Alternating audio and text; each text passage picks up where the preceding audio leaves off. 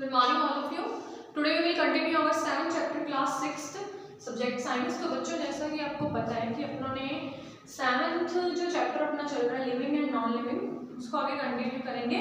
तो लास्ट थोड़ा सा हमने डिस्कस कर लिया अपनों ने लास्ट लेक्चर में। पहले मैंने आपको बताया कि जितना भी अपनों ने पढ़ा था चैप्टर दिवाली की वेकेशन से पहले, तो उसके बारे में अपनों ने कल रिकॉल किया था ना।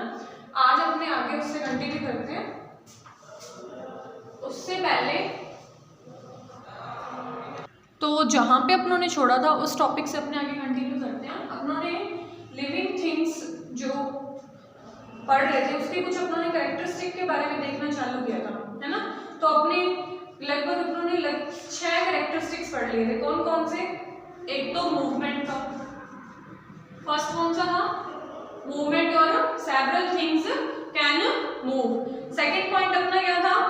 All living things are all living things are made up of cell। तो इसके बारे में मैंने आपको कल क्लियर बताया था कि सभी जो लिविंग थिंग्स होती है वो किसी ना किसी स्मॉलेस्ट यूनिट से मिलकर बनी होती हैं, जिसमें कि जो लिविंग होती है उसकी स्मॉलेस्ट यूनिट क्या होती है? सेल। नेक्स्ट कैरेक्टरिस्टिक क्या था? Living things can grow. Living things grow.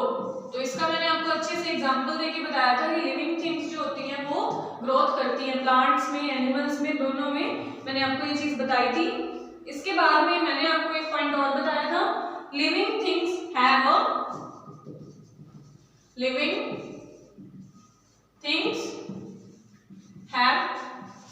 डेफाइनेड life span. Life span के बारे में मैंने आपको पहले भी बताया था। लाइफ स्पैन क्या होता है? एज, उम्र, ठीक है। तो जितनी भी लिविंग होती है उसमें मैंने आपको एज एग्जांपल बताया था ह्यूमन। क्या बताया था? ह्यूमन की कितनी एज है आजकल? 60 to 80 इयर्स। हाउस फ्लाई के बारे में बताया था 1 to 3 मंथ्स, है ना। और अपने एलिफेंट की एज के बारे में देखा था 80 to 100 इयर्स बताया था ना मैंने आपको। तो ये सब क्या थे? Living things have a defined life span, यानी कि लिविंग थिंग्स की एक पर्टिकुलर एज होती है। अब अपने नेक्स्ट इसके बाद जो पॉइंट करेंगे वो करा था अपनों ने, living things can reproduce. Living things reproduce, ठीक है। यानी कि लिविंग थिंग्स जो होती हैं वो रिप्रोड्यूस भी करती हैं, यानी कि अपने जैसे यंग वंस को पैदा करते हैं after the process of reproduction, है ना। तो ये पॉइंट अपनों ने समझा था कि मेल और फीमेल दोनों मिलकर यंग वंस को पैदा करते हैं। उसको अपने क्या बोला था? रिप्रोड्यूस करना या फिर रिप्रोडक्शन। समझ आ गया? अब अपने आज जो इसके बाद में नेक्स्ट पॉइंट पढ़ना चालू करेंगे वो है अपना living things respond to stimulus. और उन्होंने क्या पढ़ा था? Living things respond to stimulus. तो रिस्पॉन्ड का मतलब मैंने आपको कल बताया था कि किसी चीज के लिए प्रतिक्रिया देना या रिस्पॉन्स देना, ठीक है। अगर आपको किसी ने स्लैप मारा, यानी कि आपको मारा किसी ने, ठीक है, बीट किया, तो आपने क्या किया? एक रिस्पॉन्स शो किया, एंगर हुए, यानी कि आपको गुस्सा आया, है ना। तो ये चीजें किसमें आ गई है? रिस्पॉन्स में। स्टिमुलस यानी कि कोई भी पर्टिकुलर चीज, जैसे आपको कोई चीज टच हुई, जैसे मान लो पिन टच होगी आपकी बॉडी से या हैंड से, तो आपने क्या किया? हैंड टू हैंड हाथ साइड कर लिया, तो आपने क्या शो किया वहां पे? Response to a stimulus. समझ आ गया? इसके बाद में आते हैं नेक्स्ट पॉइंट जो आज अपने चालू करेंगे वो क्या है बच्चों? Living things need food. Living things जो होते हैं, लिविंग थिंग्स नीड फूड। अब एक बात बताओ मुझे, आप लोगों को पता है जो लिविंग थिंग्स होते हैं यानी कि ह्यूमन बींग्स को ही ले लो, तो अपने को इतना सारा अपने काम करते हैं, इतना वर्क करते हैं, है ना। सारा दिन भागते हैं, दौड़ते हैं, इधर जाना उधर जाना, तो अपने थकते भी तो है, भूख भी लगती है अपने को, है ना। तो ये जो एनर्जी अपनी बॉडी में अपने यूज करते हैं वो कहाँ से बनती है? खाने से बनती है। खाना खाते हैं अपने, है ना। उसके बाद में अपना जो भूख भी मिटती है, उसके बाद में जो खाना अपनी बॉडी में जाता है वो यूटिलाइज होता है, एनर्जी में कन्वर्ट होता है, ठीक है। वही एनर्जी अपने यूज करते हैं। तो जितनी भी लिविंग थिंग्स होती हैं उनको खाने की जरूरत होती है। क्यों? क्योंकि ऊपर अपनों ने जितनी भी एक्टिविटीज पढ़ी, जैसे ग्रो करना, ठीक है, रिप्रोडक्शन करना, ठीक है, किसी चीज के लिए रिस्पॉन्स शो करना, सबके लिए अपने को एनर्जी की जरूरत होती है। यानी कि जितनी एक्टिविटी अपनी बॉडी में चलती है उनमें सब में एनर्जी की जरूरत होती है जो अपने को फूड से मिलती है। जरूरी है अपनी बॉडी के लिए। इसके बाद अगर अपने बात करें तो फूड भी क्या होता है, दो तरीके से मिलते हैं। एक तो होते हैं ऐसे लिविंग जो अपना खाना खुद बनाते हैं, क्या करते हैं, अपना खाना खुद बनाते हैं, यानी कि किसी के ऊपर डिपेंड नहीं करते, उनको अपने क्या बोल देते हैं, ऑटोट्रॉफ्स। ऑटोट्रॉफ्स का मतलब क्या होता है बच्चों, जो अपना खाना खुद बनाते हैं, जैसे कि प्लांट्स। प्लांट्स ऑटोट्रॉफ कैसे हैं, देखो जैसे उन्होंने क्या किया, सनलाइट ले ली, है ना। प्लांट क्या करते हैं, सनलाइट लेते हैं, कार्बन डाइऑक्साइड यूज करते हैं और अपना खाना खुद बनाते हैं, है ना। वो कहीं चल के तो नहीं जाते ना। तो ये चीजें किसमें आती हैं, ऑटोट्रॉफ्स में। The living who which can make their own food, उनको क्या बोला जाता है, ऑटोट्रॉफ्स। एक होते हैं हेटेरोट्रॉफ्स। कौन से होते हैं, हेटेरोट्रॉफ्स, मतलब कि जो अपने खाने के लिए किसी ना किसी के ऊपर डिपेंड रहे, यानी कि ह्यूमन बींग्स ले लो, एनिमल्स ले लो, तो अपने को क्या करना पड़ता है। अब अगर अपने वेजिटेरियन है चाहे नॉन वेजिटेरियन, यानी कि अपने चाहे फल फ्रूट सब्जियां खाते हैं, चाहे अपने नॉन वेज खाते हैं, यानी कि मांस वगैरह खाते हैं, तो अपने को इसके लिए किसी ना किसी पे डिपेंड रहना पड़ता है। ऐसा तो नहीं है कि कोई सोचता भाई मैं तो सनलाइट यूज कर लूं डायरेक्ट और मैं तो मेरा खाना बना लूंगा, ऐसा नहीं होता। क्योंकि अपने खाना कैसे लेते हैं, जो प्लांट्स हैं जैसे कि वेजीज हैं, उनसे अपने खाना खाते हैं, बनाते हैं, घर लाते हैं, उसको बनाते हैं, है ना। तो अपने उनके ऊपर डिपेंड हुए। अगर कोई नॉन वेज खाता है, एग खा रहा है, कोई मीट खा रहा है, फिश खा रहा है, तो वो सब किस पे डिपेंड हुए, उन पे डिपेंड हुए, है ना।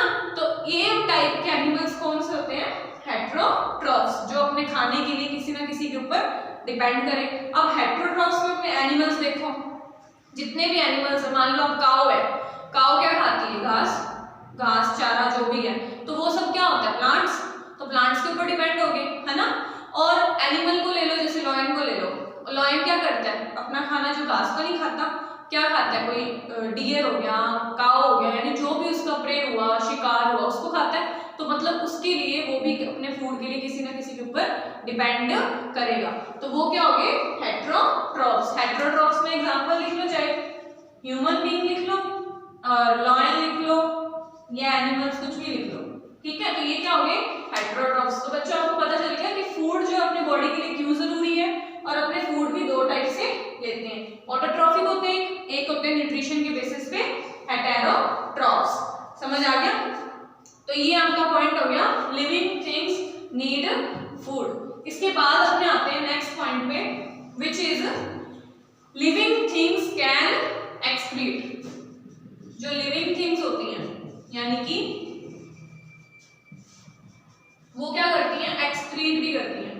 एक्सक्रीट मतलब जो भी बॉडी में एक्स्ट्रा बचता है उसको बाहर निकालना, मतलब कि जो अपनी बॉडी में अपने लिए यूजफुल बिल्कुल भी नहीं है, उसको अपनी बॉडी से बाहर निकालना क्या कहलाता है, एक्सक्रीट करना। किसी चीज को एक्सक्रीट कर दिया, बाहर निकाल दिया, ठीक है। तो ये क्या होता है, living things can excrete also. तो इसके लिए बच्चों आपकी बुक में कुछ पॉइंट दिया हुआ है, उसमें देखते हैं अपने कि there are several process going on inside our body. अब देखो अपनी बॉडी के अंदर क्या होता है, डाइजेशन भी हो रहा है, रेस्पिरेशन भी हो रहा है ना।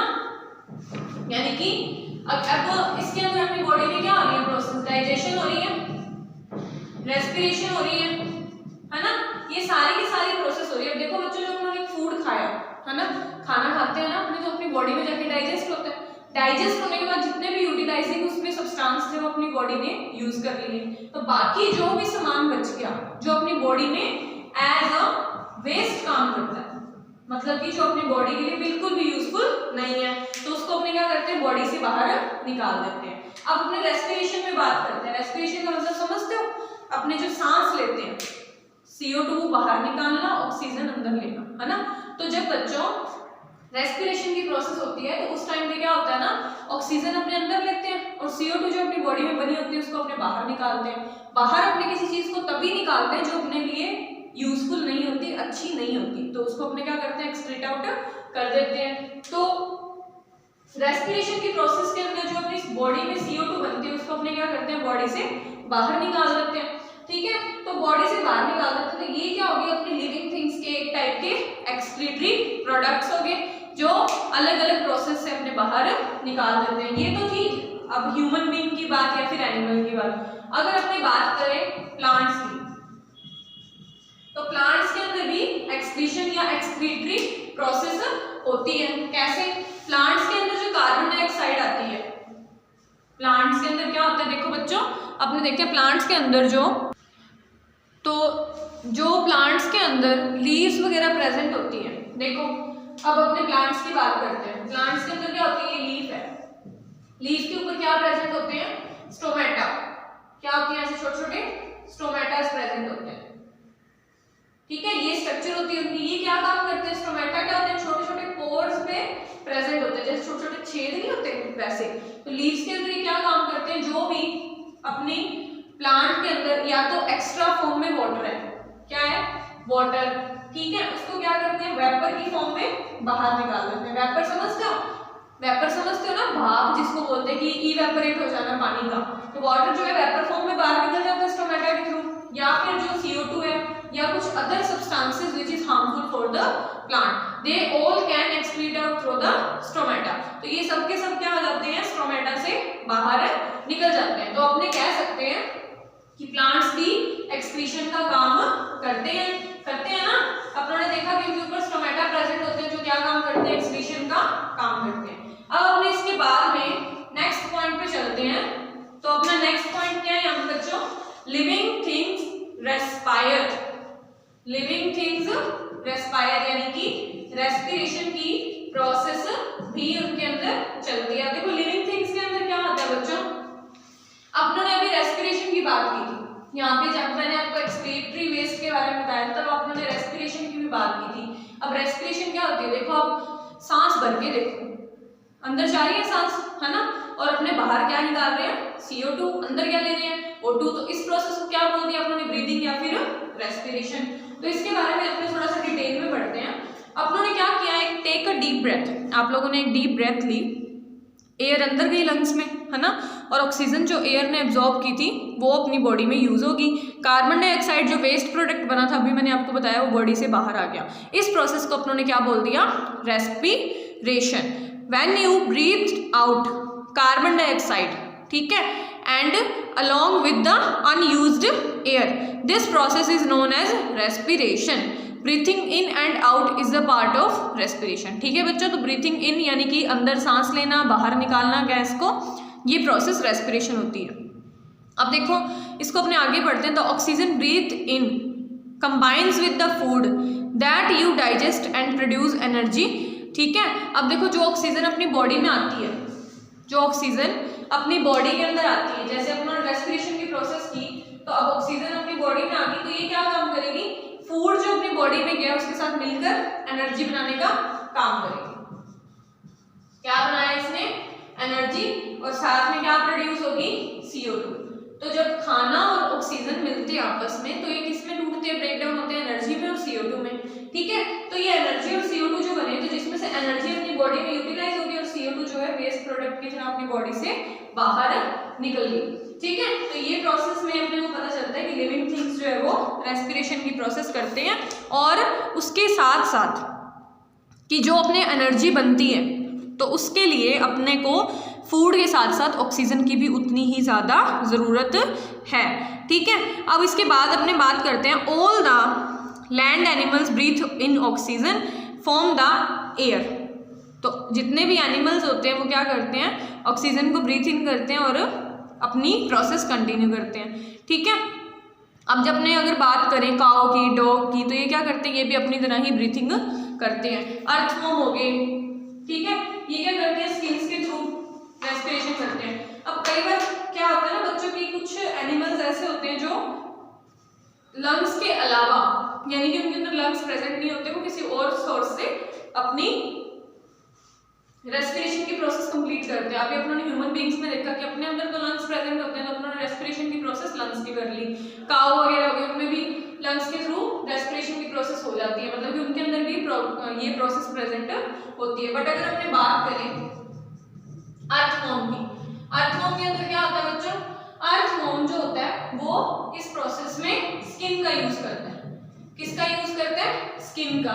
ठीक है, अर्थवॉर्म हो गया और कॉकरोच हो गया, ये सब क्या करते हैं, अलग अलग होल्स जो होते हैं उनकी बॉडी से, उनसे अपनी रेस्पिरेशन की प्रोसेस कंप्लीट करते हैं। अब अपने बात करते हैं, ये तो थी एनिमल्स की। प्लांट्स की अगर अपने बात करें, प्लांट्स के अंदर क्या होता है बच्चों, अभी मैंने आपको एक छोटे छोटे पोर्स के बारे में बताया जिसको उन्होंने स्टोमेटा बोला था, वो लीव्स के ऊपर प्रेजेंट होते हैं। तो प्लांट्स के अंदर जो ये स्टोमेटा प्रेजेंट होते हैं वो क्या काम करते हैं, रेस्पिरेशन का काम करते हैं। क्या करते हैं प्लांट्स, आप लोगों ने सुना होगा कि प्लांट्स जो होते हैं या पेड़ पौधे जो होते हैं वो CO2 अपनी बॉडी के अंदर लेके जाते हैं और ऑक्सीजन को बाहर निकालते हैं। होता है ना ऐसा, आपने बोलते हैं ना कभी कभी ज्यादा से ज्यादा पेड़ लगाओ, क्यों लगाओ, क्योंकि अपने द्वारा निकाली हुई CO2 तो वो एब्जॉर्ब कर लेते हैं और खुद क्या देते हैं अपने को, ऑक्सीजन। तो ये क्या करते हैं, CO2 को एब्जॉर्ब करते हैं और ऑक्सीजन बाहर निकालते हैं थ्रू द स्टोमेटा। और कब करते हैं ऐसा, फोटोसिंथेसिस की प्रोसेस के टाइम पे।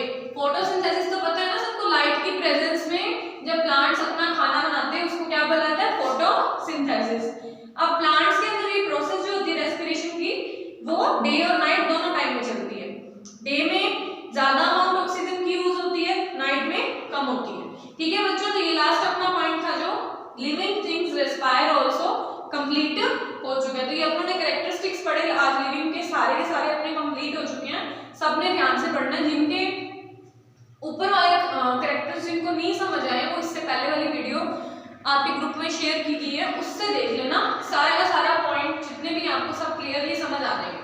ठीक है बच्चों, इसके बाद में अपना लास्ट पॉइंट रह गया स्पीशीज के बारे में, वो देख लेते हैं अपने। तो स्पीशीज का मतलब क्या होता है, स्पीशीज को हिंदी में बोला जाता है जातियां। क्या बोला जाता है, जातियां, यानी कि एक ही टाइप के ऑर्गेनिज्म या एनिमल की अपने आसपास कितनी ज्यादा वैरायटी पाई जाती है उसको अपने क्या बोलते हैं, स्पीशीज। यानी कि अब अपने बात करें अगर एक पर्टिकुलर एनिमल की बात करें कि अब उसके अंदर क्या क्या आ जाता है, काऊ, गॉड, डॉग, लायन, ये सब क्या आ जाते हैं इसके अंदर आ जाते हैं। अब आप लोगों ने देखा होगा कि डॉग भी एक टाइप का नहीं होता है ना, किसी ने देखा होगा जर्मन शेफर्ड और कितने टाइप के पग हो गया, कितने टाइप की वैरायटी होती है ना, इसी को बोला जाता है स्पीशीज। समझ आ गया आपको। तो स्पीशीज क्या होती है, ए डॉग डिफरेंट फ्रॉम, अब देखो अपने को पता है कि ये डॉग है जो कैट से अलग है, कैट है जो पिग से अलग है, गॉड से अलग है, अलग अलग टाइप के ऑर्गेनिजम्स है, इंडिविजुअल है जो सभी से एक दूसरे से अलग अलग है।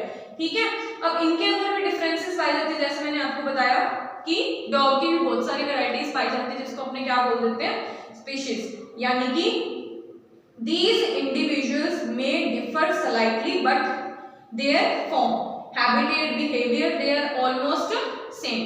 habitat और behavior क्या होता है उनका, almost same। अब habitat पूछोगे आप लोग क्या होता है, habitat का मतलब होता है बच्चों की रहने, जहाँ पे वो रहते हैं, जो उनका एरिया, जैसे कि उनको कौन सा एनवायरनमेंट चाहिए, जैसे अब डॉग्स वगैरह हैं तो वो क्या पसंद करते हैं, उनकी रहने की मनपसंद जगह, यानी कि जहाँ पे उनको सुटेबल कंडीशंस मिलती है जहाँ से वो अच्छे तरीके से ग्रो कर सकते हैं। तो ये क्या होती है उनकी हैबिटेट और बिहेवियर बोला जाता है इसको।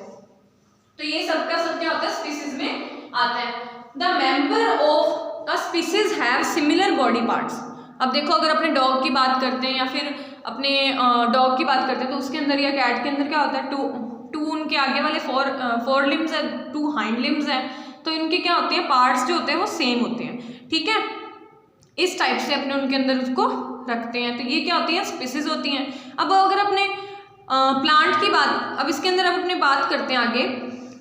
The member of a species have similar body part, live in the same habitat, eat the same kind of food, reproduce among themselves. यानी कि डॉग जो है वो मेल डॉग जो फीमेल डॉग से ही रिप्रोडक्शन की प्रोसेस कंप्लीट करेगा और साथ में नए नए जो है यंग वंस को पैदा करेगा। ठीक है बच्चों, अब अपने अगर प्लांट की बात करें तो एक रोज प्लांट जो है, a rose plant will always produce seed from which only rose plant grow. अब आप लोगों ने ये चीज देखी होगी कि डॉग के बच्चे बिल्कुल डॉग के जैसे ही होते हैं, है ना, क्यों, क्योंकि मेल डॉग जो है वो फीमेल डॉग के साथ रिप्रोडक्शन करता है और प्रोसेस कंप्लीट करता है और यंग वंस को पैदा करता है। अब अगर अपने प्लांट्स की बात करें तो प्लांट्स में अगर आप रोज है या और कोई प्लांट है जिसके सीड्स होते हैं तो अगर उसके सीड आप ग्रो करवाओगे तो उसी का प्लांट मिलेगा आपको। ऐसा तो नहीं है कहीं पे कि आप ग्रो तो करवा रहे हो किसी और प्लांट का और नहीं कोई और है, ऐसा नहीं होता। ठीक है, तो सेम टाइप के काइंड के प्लांट्स जो होते हैं, एनिमल्स जो होते हैं वो सेम काइंड के प्लांट्स के एनिमल्स के साथ ही रिप्रोड्यूस करते हैं और यंग वंस को पैदा करते हैं। इसलिए इतनी टाइप की अपनी जो है अर्थ का वैरायटी अपने को मिलती है। तो अपनी स्पीसीज के अंदर आपको लगभग 16 लाख स्पीसीज जो है एनिमल्स की और 4 लाख स्पीसीज जो है प्लांट्स की देखने को मिलेंगी। तो बच्चों यहाँ पे आपका जो टॉपिक लास्ट था स्पीसीज वो भी खत्म हो चुके हैं। ठीक है, और आज अपना जो है चैप्टर 7 कंप्लीट हो चुका है। बाद में नेक्स्ट अपने इसके बाद क्वेश्चन आंसर्स कंटिन्यू करेंगे। ध्यान से पढ़ना बच्चों, हाफ ईयरली भी होंगे आपके, एनुअल एग्जाम भी होंगे, तो अच्छे से पढ़ना। फिर भी किसी को कोई डाउट हो तो पूछ लेना। Thank you, have a nice day.